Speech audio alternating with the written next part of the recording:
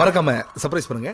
Thank you. So king e4 has more resistance, but then we go king c5, king e3, king d5. King b4 also wins, but allows unnecessary counterplay after king d4. Take here. Let's take a look at this counterplay.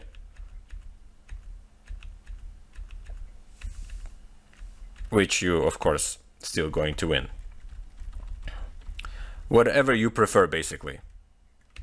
King d5, king d3, king e5, king e3, and the last move is h5. Fittingly enough, it is the h pawn which administers the coup de grace. Okay, take, king f3, both wins, g4 and king e6. This was the curious way. A highly instructive endgame showing several important themes, such as reserving the tempo, Zugzwang, correspondence squares, and a breakthrough, plus a box rule. Of course, needless to say, there's like a precise calculation. We always need to apply in the pawn endgames, especially it's very concrete. And again, the king f8 move was the key move to win. It's just dance with the king as the correspondence squares with this king f8. Speaking of correspondence squares, I would like to show you in details how does this element work. Those positions were explained in Mark Dvoretsky's book, Endgame Manual, and even though when I was reading that book it was hard to understand, it's much easier to see. So let's go, I'll show you that position. Alright, so this position is from Mark Dvoretsky's book, Endgame Manual. It's a pretty famous book. If you saw this one and you already know this is going to be a good review for you. If you saw it and didn't understand, I'll be happy to explain how the correspondence squares work. In this position, it is black to move. Black pawn going this way and white obviously going this way. And white is up a pawn with a protected pass pawn on d3. Overall, it's bad news for black. And this is the most precise correspondence squares position where black's precision is super important. White doesn't have to be precise. White can just change their lines, try to win, but black's precision is very important. One wrong move with the king and black is dead. But in this position, it is a draw. Only if every time we'll choose a precise square.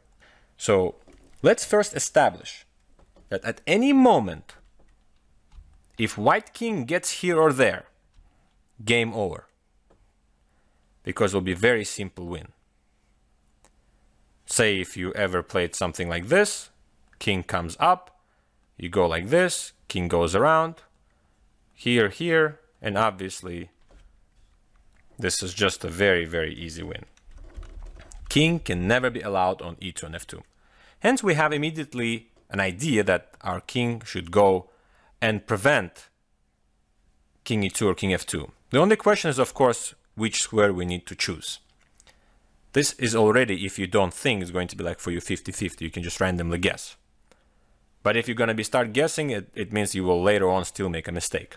Because white will circle position, repeat the position, and then you will not understand the difference. You may lose.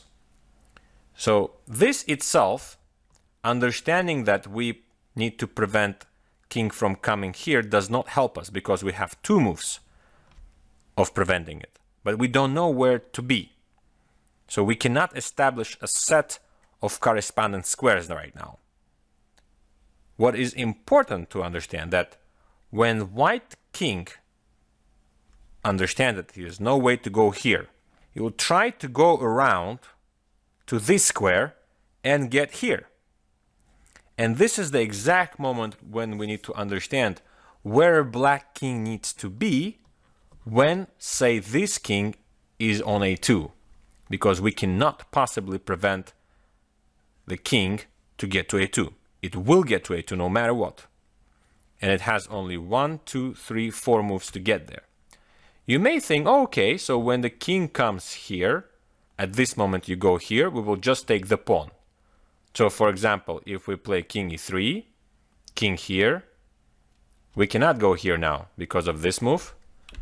So let's say we come here to control the square, king here, king here, king here, and boom, So obviously if I go here, black's winning. But why would I go here when I can just simply promote to a queen? Game over. So let's forget about this counterplay that black king goes inside. It's only possible if white is trying to, let's say, after king e3, go here and go around. Even then we can probably go king f3, but of course we'll play king d2. Here, here, here, here, here, here, here, and black wins.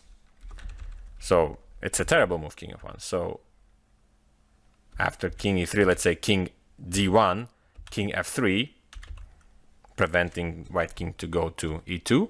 White king will go to c1. I come here, king b1. I come here, king a2.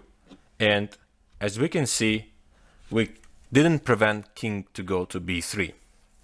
So the threat of this king to be here is to get here on b3. And if black didn't stop that, game over. Here we quickly understand next step. That whenever the king on a2, black king needs to be on b4. Immediately we need to understand that. So how to achieve that? How many moves? Let's say 1, 2, 3, 4, right? And we have 1, 2, 3, 4, or 1, 2, 3, 4. Also 4 moves. But it's good for us, it's our move. But we realized if we go king e3, king here, we cannot be there on time because we have to get away. If we go king d4, we go king e2. So also we quickly realize what? That we have to go here king f3. In that case, if we go king f3, king d1, king here, king here, king d4, king b1, king c5, king a2, right on time we met the king with king b4. And nothing, if we go back, we go back, back, back, all the way, and we reach the same position as in the beginning. So what we quickly realized, let's go all the way back in the beginning, that f3 and e1 are the corresponding squares. Means king needs to be on f3 when the king on e1. When the king goes to d1, king needs to be going to e3. If king goes to c1, then we have to go to c5. If king goes to b1, then we need to go to c5. When the king goes to a2, we go to b4. This coloring helps us to understand on which square we should be where white king, let's say, on a certain square. Simply saying if white king on a red square, we go to the red. If it's on the yellow, we go to the yellow. Green, green, and back and forth. Here's the question for you. So let's say after king f3, let's promote this. King d1, king here, king here, king here, king here, king c5, king a2, king b4. What if in this position, white goes king a1? Where this king should be in that case? Should it be on a3? Should it be on a4? Should it be on a5? Should it be on b5? Should it be on c5? There are 5 different squares to choose from. And right now, coloring don't help you. How to understand this? You need to calculate. So why don't you spend 1 minute and figure out where the king should be. Go ahead and pause the video. Alright, so I hope you spent good time. It's actually easy. If we remember correctly, let's go all the way back in the beginning and look at the coloring, right? So if this was red on b1 and a2 was yellow, this has to be green, right? So when it gets there, king gets to a1, black king should be also within the reach of the yellow and the red squares. So logically speaking, it has to be the square on b5. With colors, it's super easy. Let's go back. Now let's do it without colors in that position where we played king a1. Here we play king b5. Of course, Without coloring, it's easy. We just remember, when he goes to a2, we need to meet him on b4. When he goes to b1, we need to go and meet him on c5. That's simple as that. Goes back here, we go back there. Goes back here, we already meet him exactly where we need to be. King f1, king back here. King here, king back here. King here, and again, we keep circling. Tries to trick us with the king a1, king b5, king a2, king b4.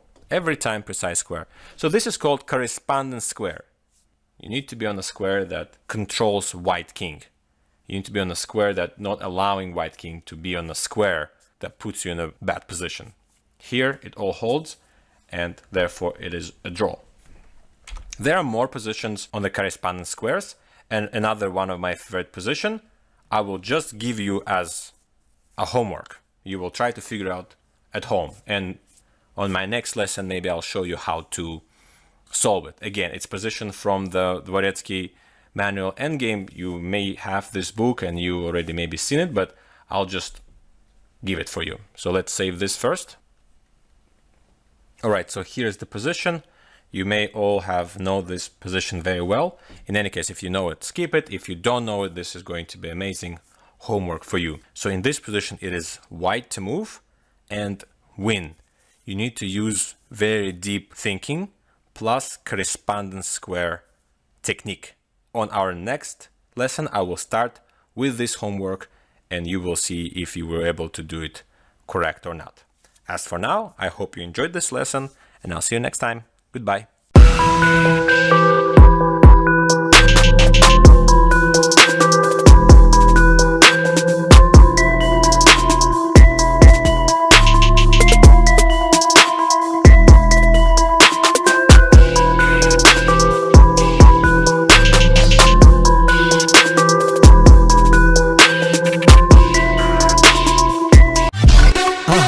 மறக்காம surprise பண்ணுங்க.